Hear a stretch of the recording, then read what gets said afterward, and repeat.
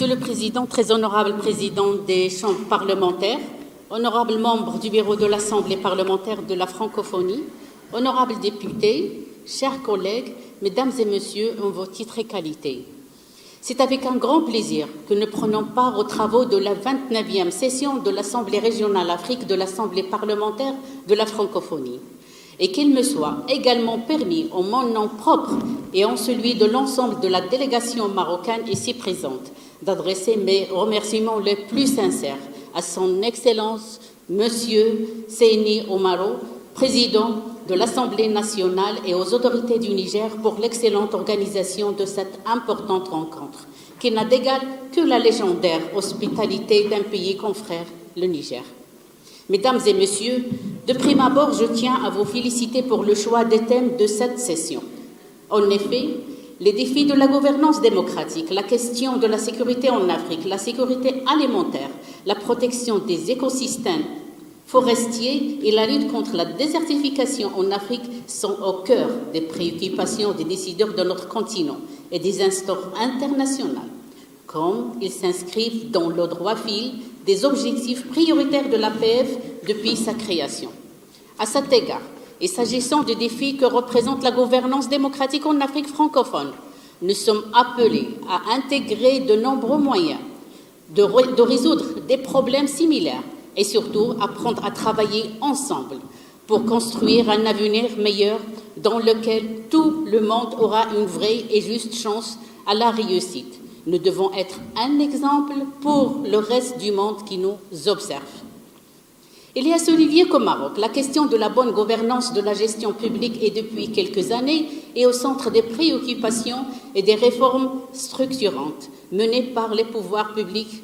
Ainsi, le processus de bonne gouvernance des finances publiques a fait du Maroc l'un des 30 pays au monde ayant adopté le principe de la certification des comptes publics. Par le biais de cette certification par la Cour des comptes, les citoyens, le Parlement, les autorités publiques ont la certitude que l'argent des contribuables est utilisé d'une manière claire, certaine et transparente. Dans un autre côté, la bonne gouvernance financière, basée sur le respect des principes de la transparence et de la lutte contre le blanchiment des capitaux, ont favorisé la sortie du Maroc en février 2023 de la liste grise par le groupe d'action financière GAFI sur le blanchiment d'argent et le financement du territoire. La gouvernance territoriale n'est pas du reste. Les réformes engagées à ce jour dans ce sens ont pour objectif l'instauration d'une administration territoriale responsable et se reposant sur deux piliers indispensables et complémentaires, qui sont les collectivités territoriales décentralisées et les services de l'État. En plus, l'action de moralisation de la vie publique a connu une impulsion décisive, avec notamment le renforcement des compétences de l'instance nationale chargée de lutter contre la corruption. Enfin, la bonne gouvernance ne peut se faire sans une administration électronique capable de simplifier les circuits et les procédures, de réduire les délais et les coûts d'intervention des services de l'État. En revanche, l'instauration de la démocratie interne des États, la bonne gouvernance reste tributaire de la paix et la sécurité dans notre continent. La sécurité est une assise primordiale pour préserver la paix et le vivre ensemble. Ainsi, nous avons besoin de renforcer nos efforts de coopération et de partage afin de promouvoir une nouvelle vision d'un monde plus juste, plus solidaire et plus respectueux des diversités culturelles. Les intérêts géostratégiques et la préservation des intérêts sont à l'origine de nombreuses guerres et conflits, avec des effets désastreux sur les populations. Nous considérons alors qu'aux côtés d'institutions telles que l'APF, un dialogue démocratique entre les différents acteurs renforçant les liens forts et établissant une solidarité autour des défis auxquels fait face l'humanité aujourd'hui est la priorité. Mesdames et Messieurs, nous passons par une conjoncture mondiale particulièrement marquée, non seulement par une crise financière et économique alarmante, mais aussi par une diminution de la production mondiale. Cette conjoncture a engendré un effondrement des économies, surtout les pays les plus vulnérables. D'où la nécessité d'une solidarité accrue et d'une assistance internationale augmentée, notamment en matière de la sécurité alimentaire.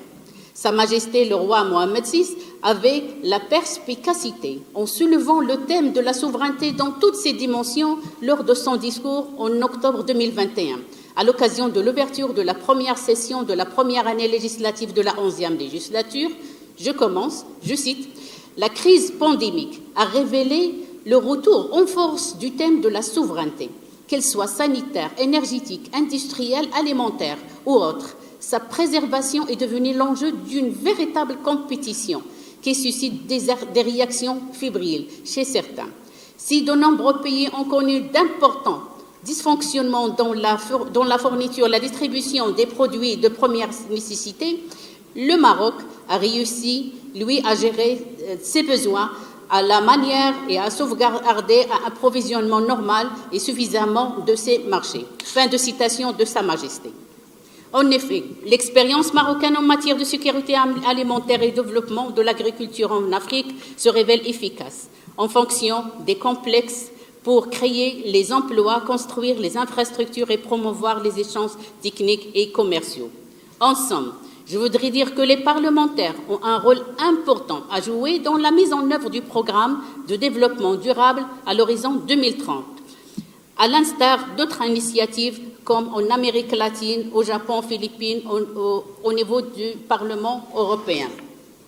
L'Assemblée parlementaire de la francophonie pourrait initier une instance au profit des pays africains francophones, ayant pour objectif de d'abord, garantir la production, la commercialisation et la distribution des denrées alimentaires essentielles au sein de l'Afrique francophone, sauvegarder la souveraineté alimentaire de l'Afrique francophone, assurer la protection des travailleurs du secteur agroalimentaire et maintenir ouverts les couloirs commerciaux nationaux et internationaux, protéger les groupes les plus vulnérables, à commencer par les femmes, transformer les systèmes alimentaires pour qu'ils soient plus respectueux de la nature et du climat. Je voudrais dire en guise de conclusion, tout simplement, que l'Afrique, le continent, l'histoire, la civilisation, le présent et le destin sont au centre de préoccupation du Royaume du Maroc, qui est profondément conscient de l'importance de constituant africain dans son identité. Je souhaite plein de succès aux travaux de notre Assemblée, ainsi que plans d'action et autres aspirations dans notre Assemblée parlementaire de la francophonie. Merci pour votre attention.